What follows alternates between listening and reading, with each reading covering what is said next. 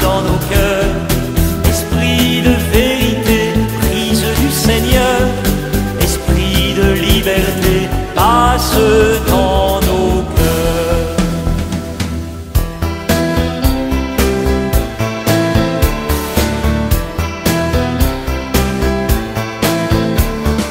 Flamme sur le monde, Esprit de Dieu, feu qui chasse l'ombre, Esprit de Dieu, flamme de lumière, Esprit de Dieu, viens dans nos ténèbres.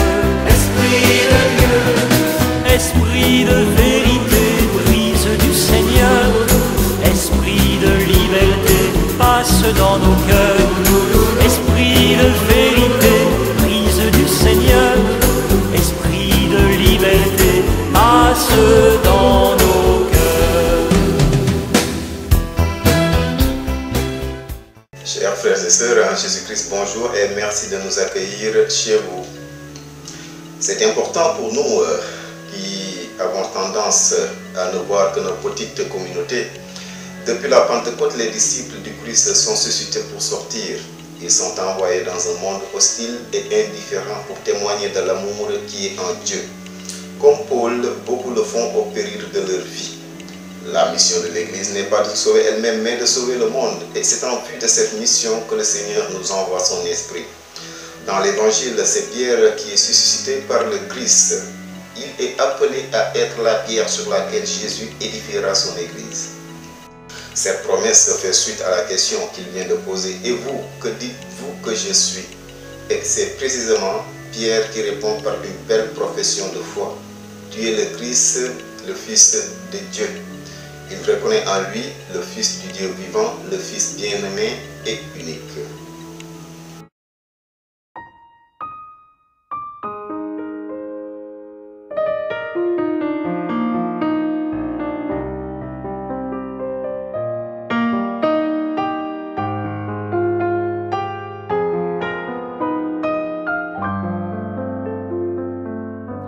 In Christ alone will I glory, for only by His grace I am redeemed, and only His tender mercy could reach beyond my weakness to my need. Now I seek no greater honor than just to know Him more, and to count my gains my losses to the glory of my Lord. In Christ alone I place my trust and find my glory in the power of the cross. In every victory, let it be said of me, my source of strength, my source of hope is Christ alone.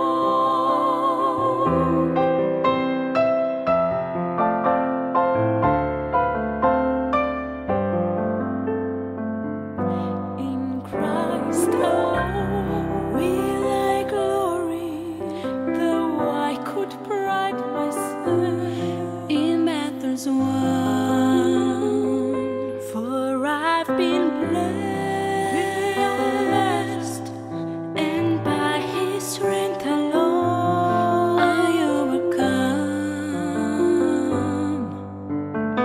Now I could stop and count my blessings like diamonds in my hands, but the trophies are not equal to the grace by which I stand.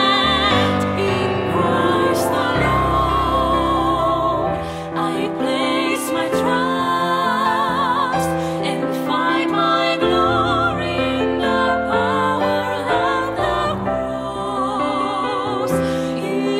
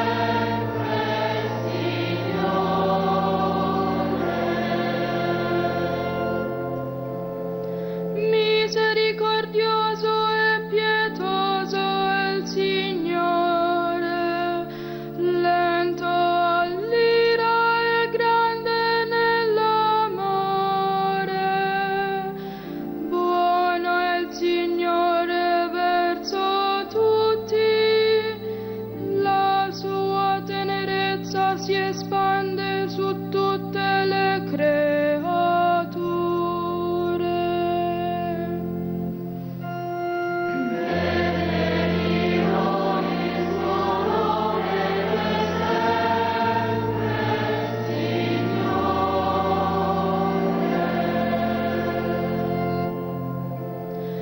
Ti lodino, Signore, tutte le tue opere, ti benedicano i tuoi fedeli,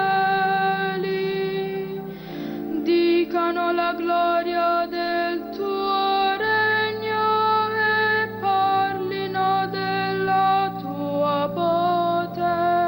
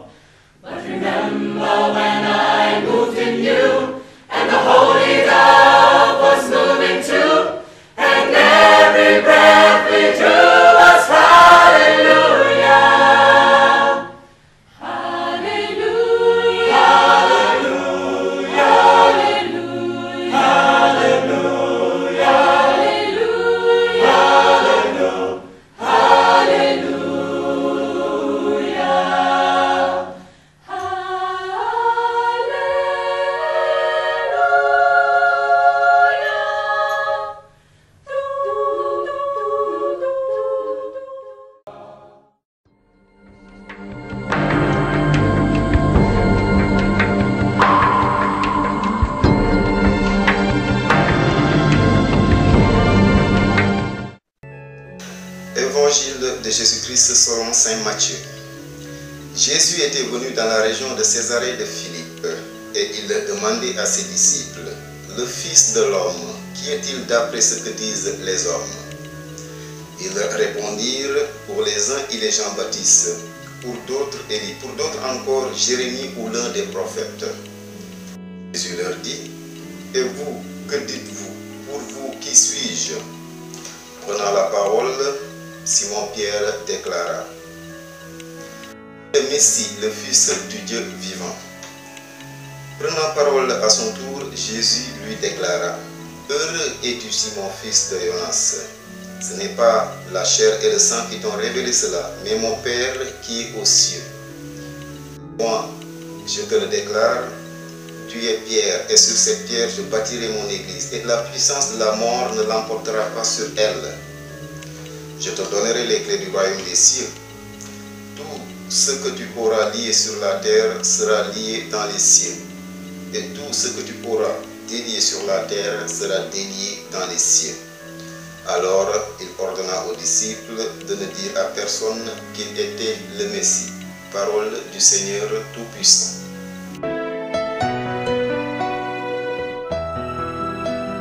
Sœur Claire, nous sommes le 21e dimanche ordinaire et le Seigneur aujourd'hui va poser à ses disciples la question source.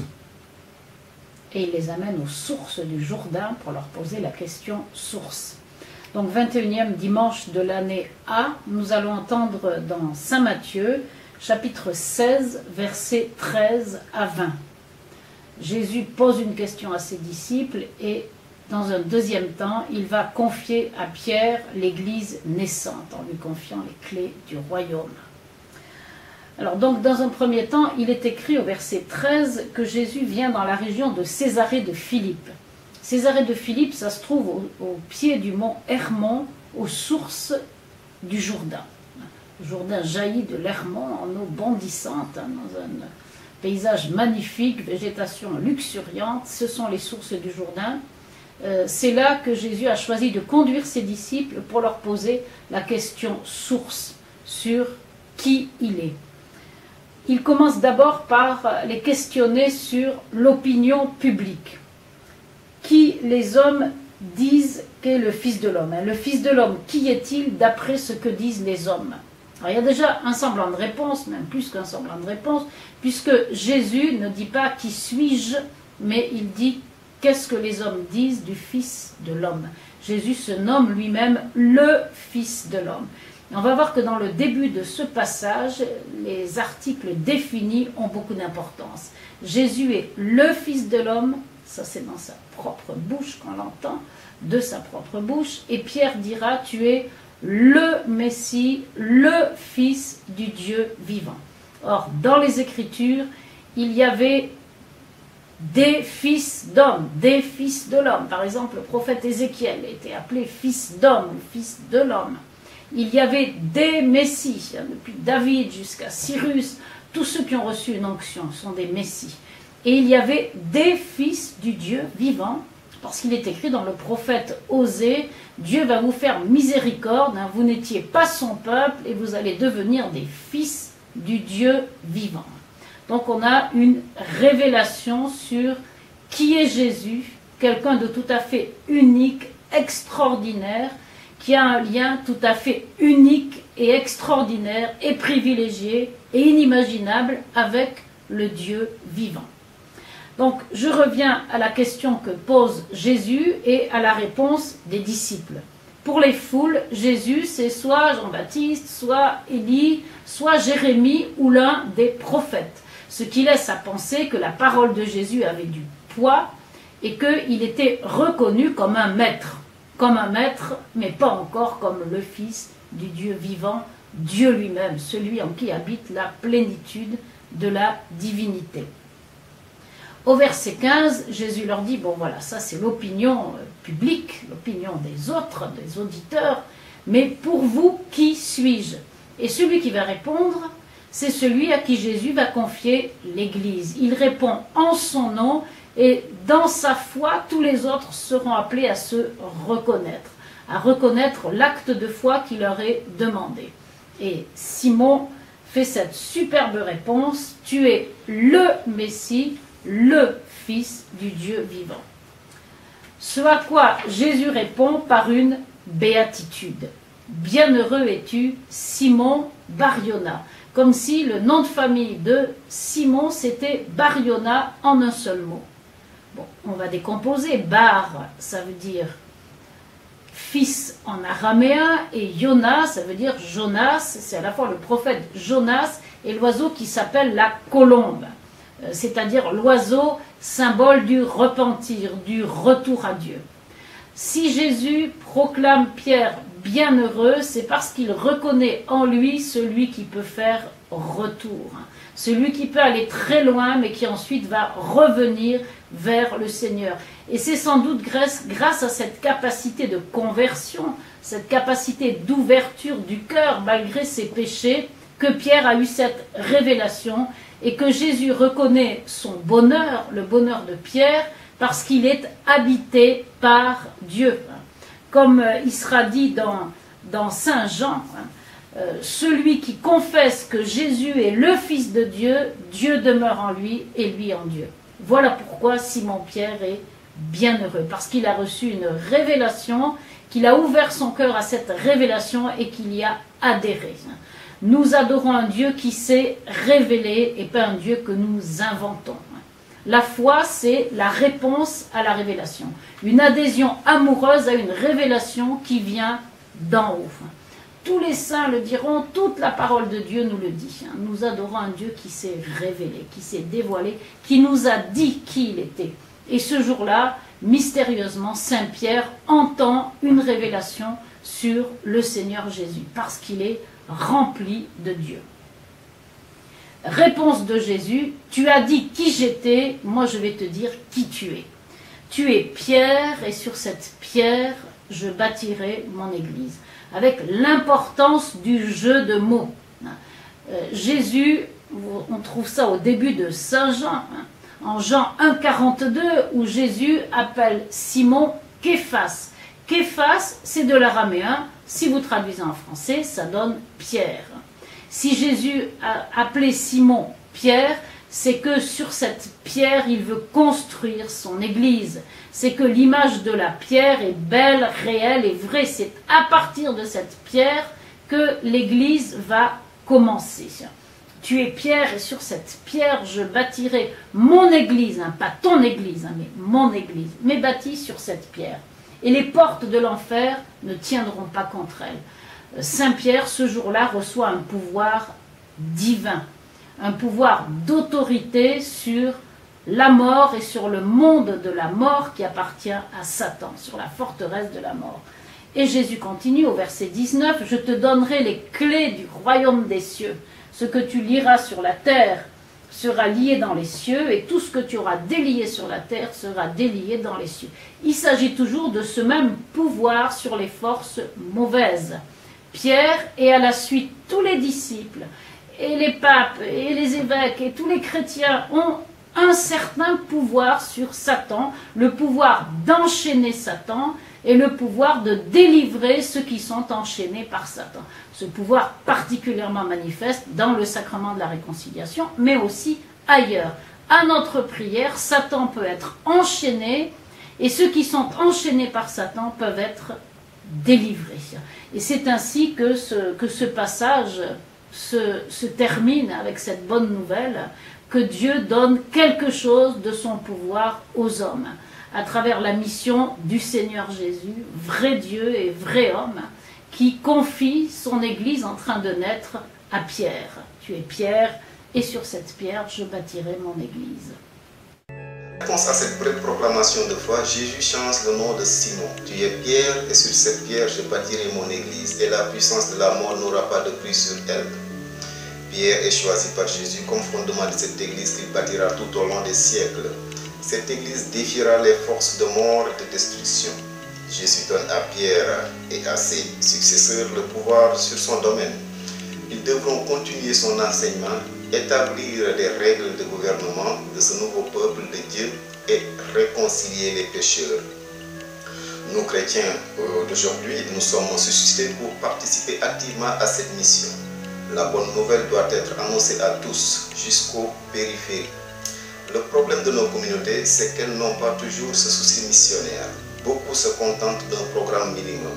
C'est un affront aux martyrs d'autrefois et d'aujourd'hui qui n'ont pas hésité à donner leur vie pour le Christ.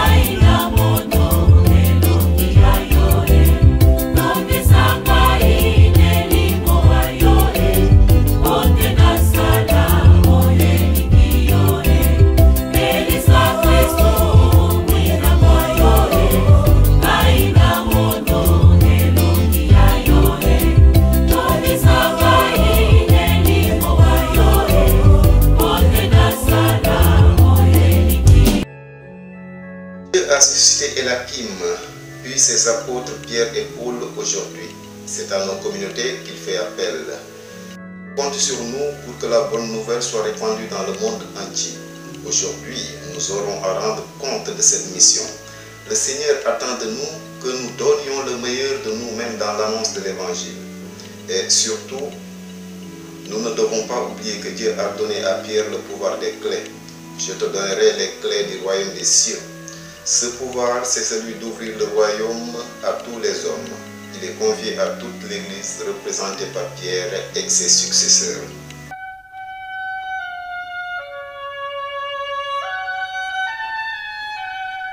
Aimer, c'est sans doute le mot qui résume le mieux l'enseignement de Jésus.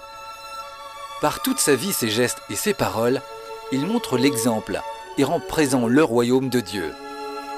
Et ceux qui l'écoutent et le suivent, en aimant Dieu et les autres, rendent également présent ce royaume. Ainsi, Jésus énonce cette règle d'or. Tout ce que vous voulez que les hommes fassent pour vous, faites-le vous-même pour eux. Voilà la loi et les prophètes. Pour parvenir à la perfection de l'amour, il donne ce conseil. Quiconque n'accueille pas le royaume de Dieu en petit enfant n'y entrera pas.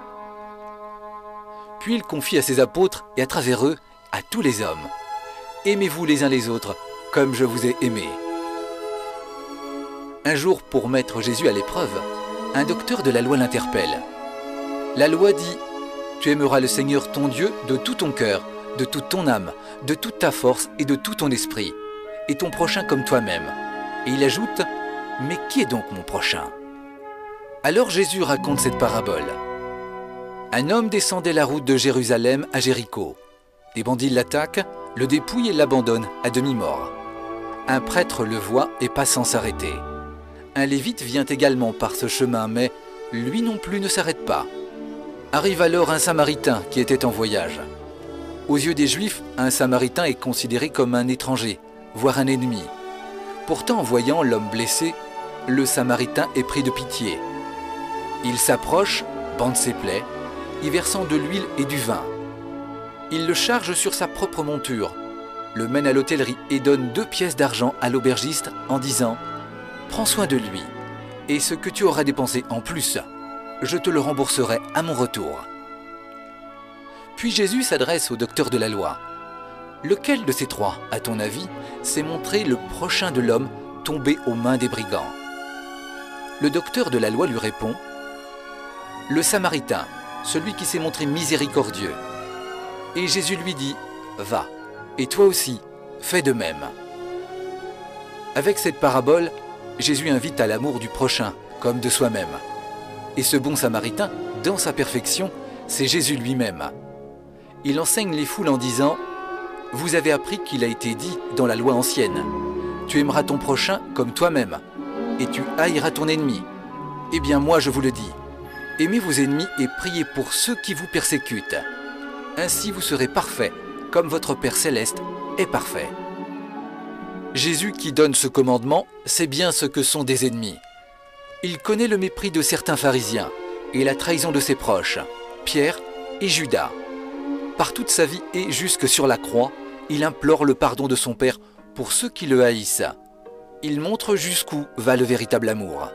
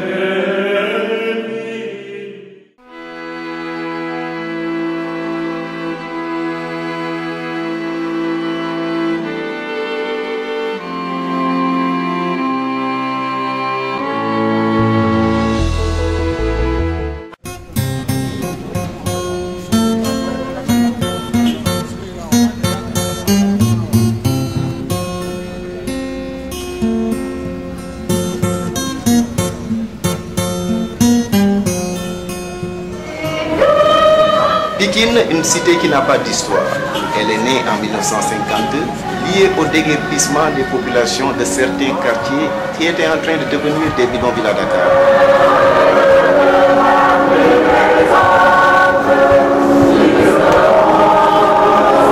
Donc en 1952, l'administration coloniale de l'époque a décidé de créer de nouveaux quartiers urbanisés sur des parcelles en moyenne de 225 mètres carrés qui s'étendaient à partir de ce qu'on appelait le kilomètre 13 sur le côté gauche dans les Niayes pour décongestionner Dakar qui accueillait difficilement les populations. Les premiers accueils de ces populations appelées déguerpées à l'époque se faisaient par le biais de la force policière pour les installer à Pikine. Avec l'exode rural et l'évolution de la cartographie de Pikine, les parcelles devenaient intéressantes. La spéculation foncière aidant, Pikine progressivement allait s'étendre. Dans le vieux Pikine, il y avait Pikine 1, Tali Oubès, Tali Ikotaf, qu'on appelait par la suite le quartier des Nantis. Cité Ikotaf et cité Pépinière. Une ville était en train de naître.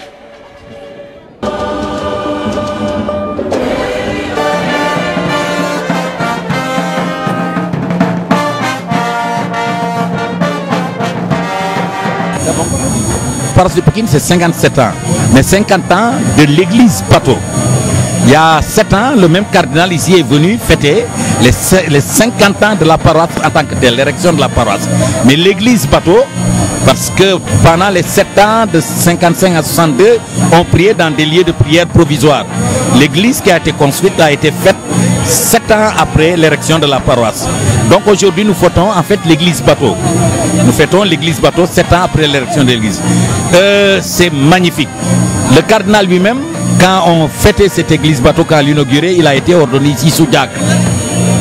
Sous Diacre, donc il a un attachement particulier avec Pikine et nous continuons de le magnifier. Il était là pour les 50 ans de la paroisse il y a 7 ans. Il était là pour fêter son propre anniversaire. Il était là pour chaque fois qu'il faut sa visite pastorale dans ce qu'on appelle le doyen des Niayes. Pikine, le Pikine des Sables, Dagoudane Pikine aujourd'hui est devenu un label. On ne peut plus vous dire le nombre de fils de Pikine sortis aussi bien dans, je veux dire, les cadres sénégalais que par exemple dans ce qui fait aujourd'hui l'apostolat catholique au Sénégal. Plus de 20 ans, l'essentiel des mouvements d'apostolat catholique, leur coordination au niveau national, la jeunesse étudiante catholique, la jeunesse ouvrière catholique, les cœurs vaillants du Sénégal, les présidents venaient de Pikine. Voilà ce qu'est Pikine. Alors, est-ce que vous avez un appel à lancer aux nombreux immigrés qui nous regardent en ce moment? Ah, c'est nombreux et surtout ceux qui sont venus de nous, j'en connais, et qui sont de l'autre côté. Votre Pikine reste de l'église la plus belle. Revenez-nous ou même de l'autre côté, continuez d'être fiers de ce que vous êtes. Allez au large, continuez d'aller au fond, n'ayez pas peur, l'église de Pikine est en avant avec vous, nous sommes tous ensemble.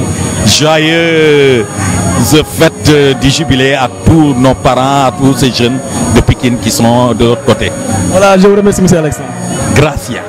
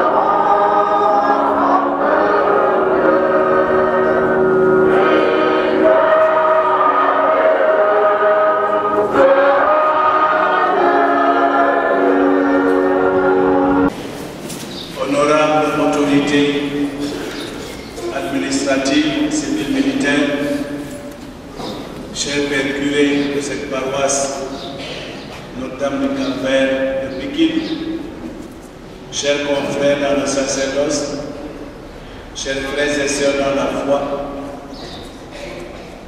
oui, c'est une grande célébration d'action de grâce à Dieu qui nous rassemble ce matin. Nous clôturons avec joie et avec vous le jubilé des 50 ans de cette église Notre-Dame du Calvaire. Ce qui signifie que pendant 50 ans, ce lieu de culte a accueilli des milliers d'habitants de cette commune de Pikine, de cette ville de Pikine, pour les aider à rencontrer Dieu dans leur vie et à puiser près de lui lumière, force, amour pour pouvoir mener au milieu de leurs frères les hommes une vie qui soit en conformité avec la volonté de Dieu, avec le plan de Dieu. Nous continuons à nous engager à faire don de ce lieu de culte, ce moyen précieux de rencontrer Dieu, de vivre la communion avec lui et de partir de là pour aller aussi à la rencontre de nos frères, et sœurs, les hommes, pour également vivre la communion avec eux, la fraternité avec eux, également leur apporter tous les services que nous pouvons pour l'épanouissement de chacun.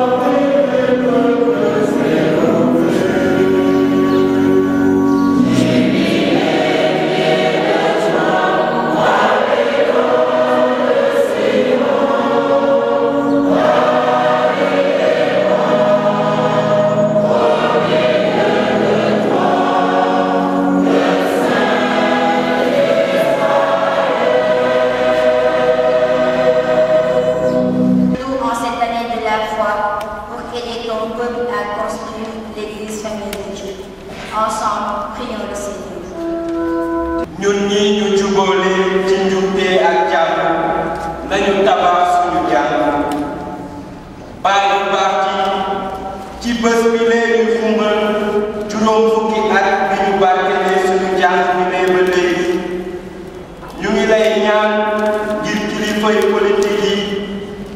lay muur yu àddina si sépp rawatina iwe nañu waa ka mbootaay chrétien Gracia no umbin naro xedani in a Yesu omen to xolan akay in na pexe yiif te dule ndax i mbaag o ñoowaa ke roog a bugna fat i ngel o yaalo xe man silako tin yata kajamo di kayano di Yesu Krista penum esukolal elako nanonan di kasumay Katim ipobof doasu kunchiwi doeget chula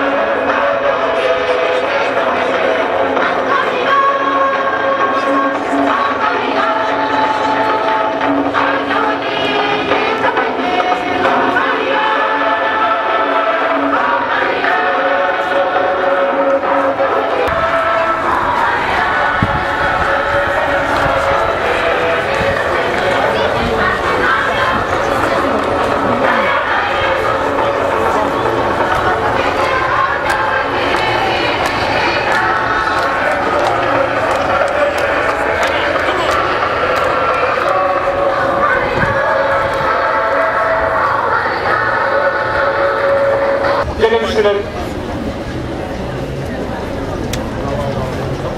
dañuy daal di muuri li nga xam ne moo nekk seen kanam ñu gisandoo ko ci suñu bët dina am kenn koo xam ni dañu faram-fàcceel firi ñu lan la laa ma ñuy jox kàddu gi suñu kilifa mu daal di ko barkeel.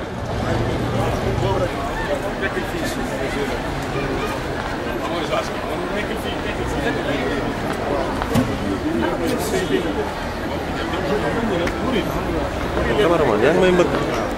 Cameraman, nooy fayu de.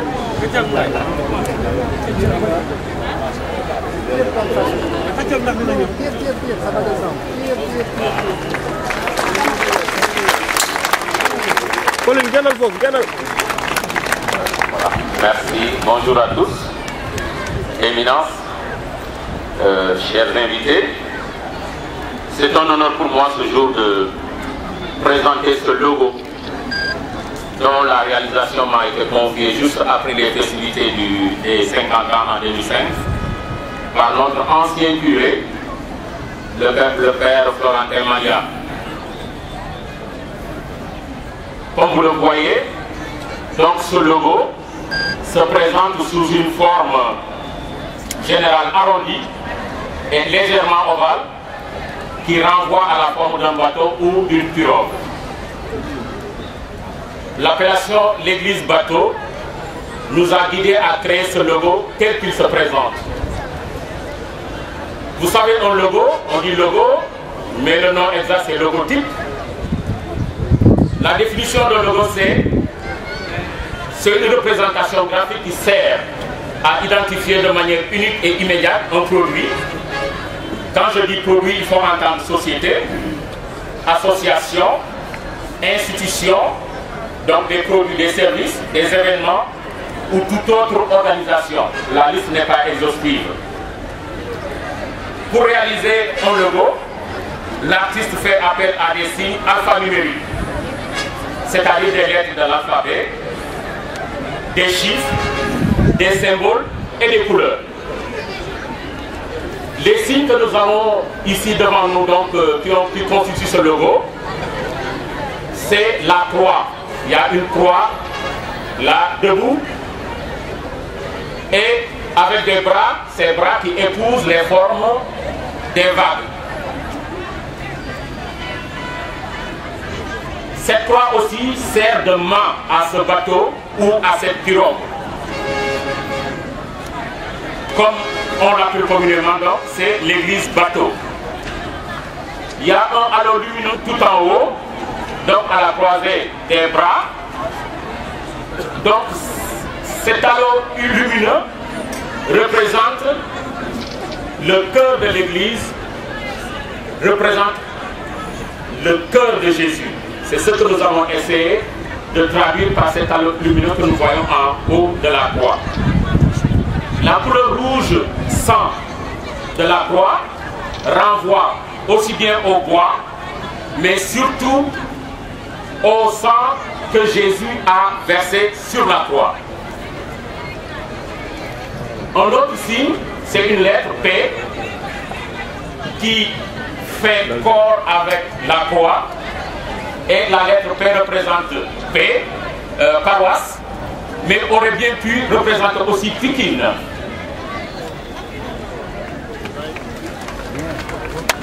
Voilà. Le P aussi, comme vous le voyez, dans sa forme arrondie, représente aussi la voile qui fait avancer donc un bateau.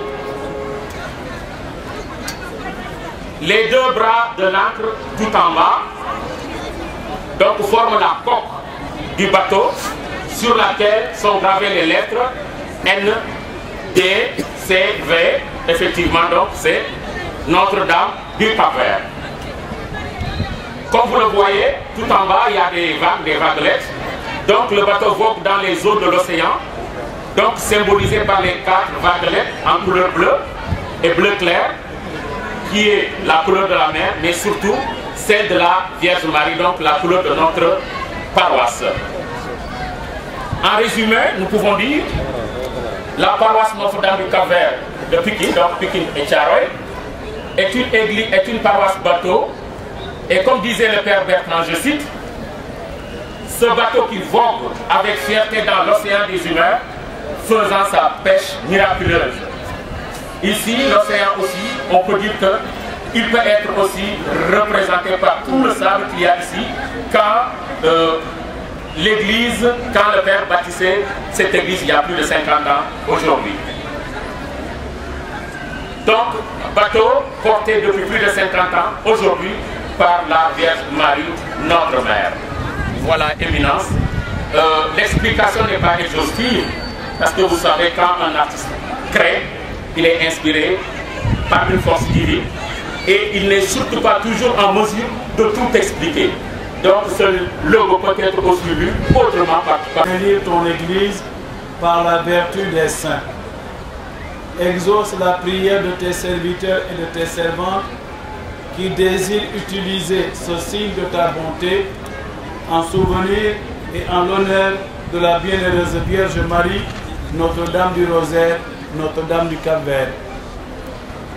Qu'ils aient à cœur de garder tes commandements et qu'ils obtiennent tout ce qui peut les aider en cette vie à avancer avec sûreté vers la vie immortelle.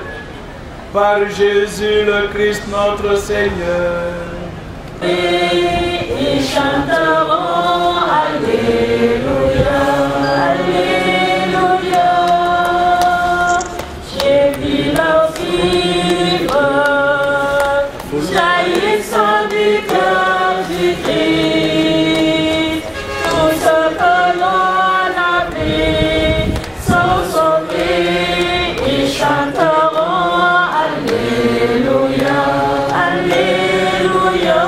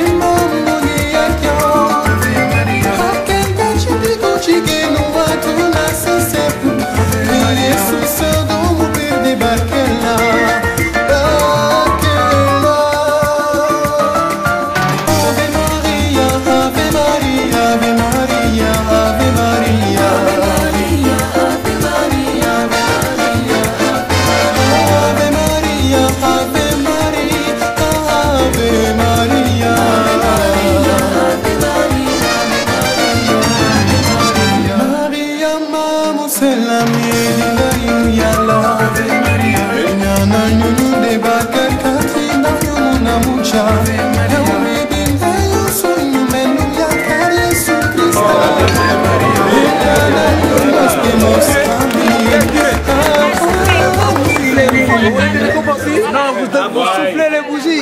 Soufflez les bougies. Ça, c'est le cul, ça. Ouais.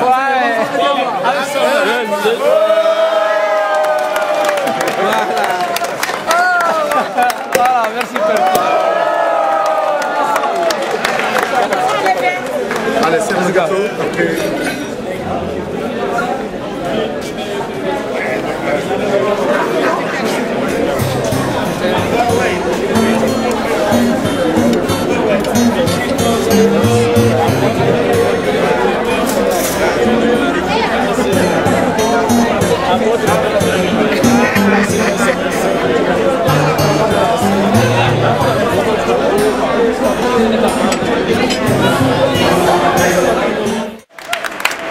Excusez-moi si j'ai bonne mémoire, ça fait 2 ans de cela. Son éminence est venu en raison de la fête patronale. Au moment de couper le gâteau, il a demandé à savoir c'est quel GIE. Donc il y a Célestin qui, pour le taquiner, il a dit c'est Joe GIE. Joe Traiteur. C'est quel traiteur? Il a dit c'est Joe Traiteur. Partant de là, on s'est formé un GIE. Oui, ce jour on s'est organisé pour être un GIE de traiteur. Donc toutes les manifestations de la paroisse, c'est nous qui les faisons. Dans le nom. Les prières, dans le nom GIE Le Rosaire. Donc les prières ont été exaucées. Amen. Amen. Donc ça c'est les 50 ans. Il faut élargir le marché à d'autres pas piquer seulement. Donc on va attendre d'autres appels d'offres. On va vous institutionner. En même temps, il y a les Sénégalais qui fêtent leurs 50 ans. Ils vont fêter cette année leurs 50 ans.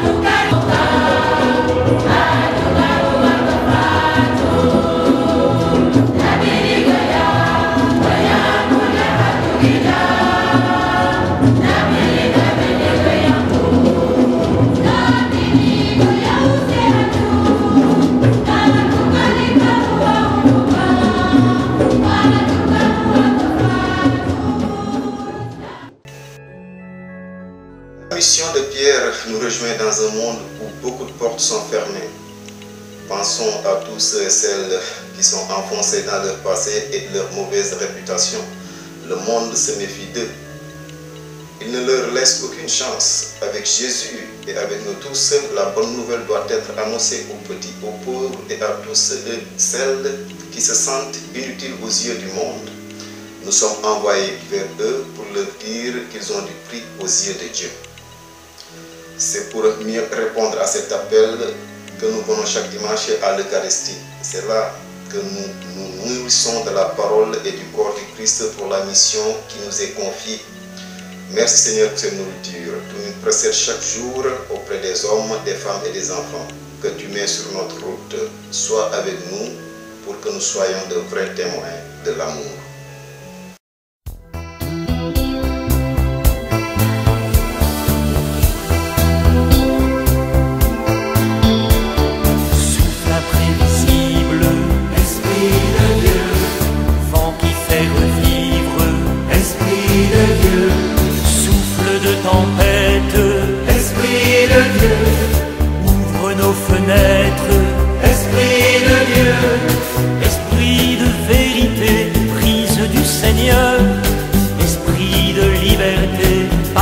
Dans nos cœurs, esprit de vérité, prise du Seigneur, esprit de liberté, passe dans nos cœurs.